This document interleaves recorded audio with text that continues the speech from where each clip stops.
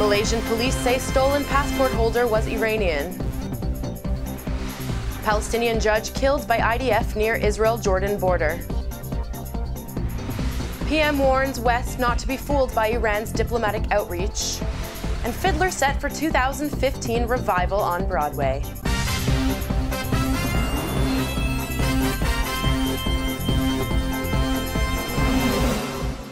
Shalom and welcome to the Jerusalem Post News. Here are the headlines for Tuesday, March 11th. Malaysia's police chief says that one of the two men holding false passports who boarded the Malaysian airliner that vanished last week was an Iranian national. However, the second individual carrying a false document has not yet been identified. To date, we have uncovered two passengers which was traveling on a stolen passport. Okay? And we have identified one of them, as I have mentioned yesterday, that we have identified one of them.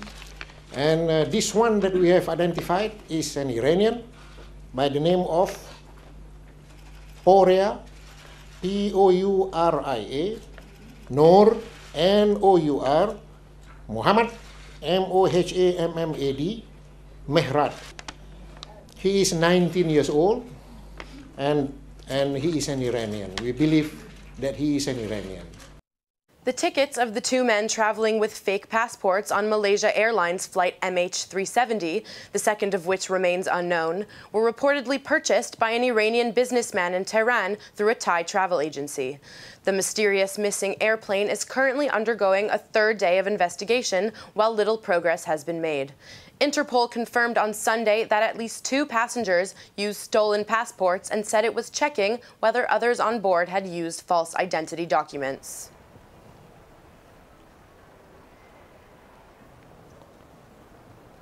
A Palestinian judge who was shot and killed by IDF soldiers near the Allenby Bridge crossing between Israel and Jordan yesterday had shouted Allahu Akbar, which means God is great in Arabic, while charging at troops manning the terminal just moments before his death, the IDF claims. The Nablus-born jurist with Jordanian citizenship attempted to snatch the rifle of one of the soldiers. Feeling their lives to be in danger, the soldiers fired at the man's legs. The man then continued attacking the soldiers with a metal pole before he was shot again, this time succumbing to his wounds. Investigators have so far determined that the soldiers acted properly, given that he, quote, posed a clear danger to their lives. The army said it is continuing the investigation.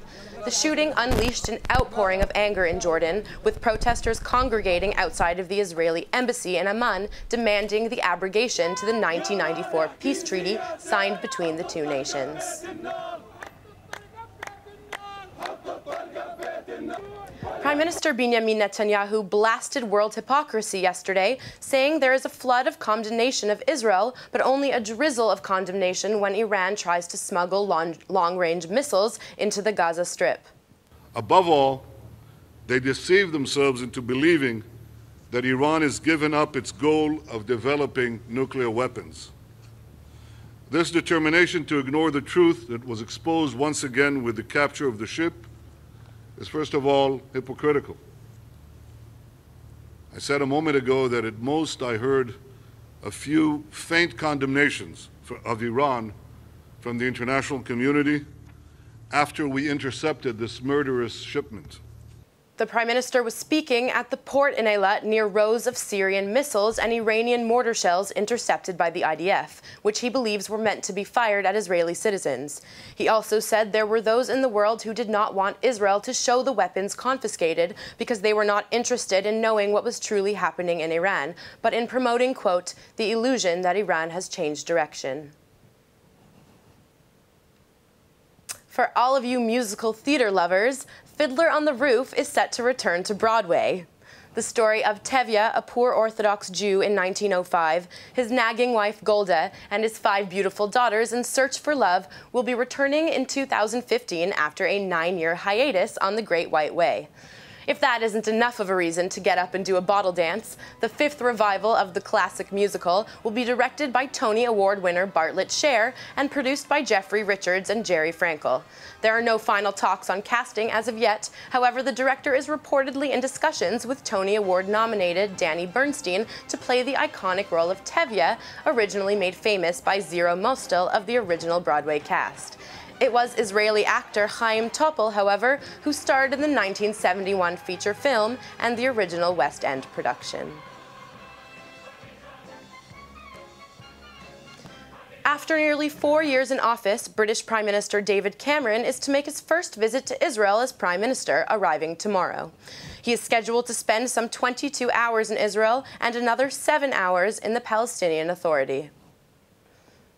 That's all we have time for today. We'll be back tomorrow with more headlines. Until then, shalom and goodbye from the Jerusalem Post studio.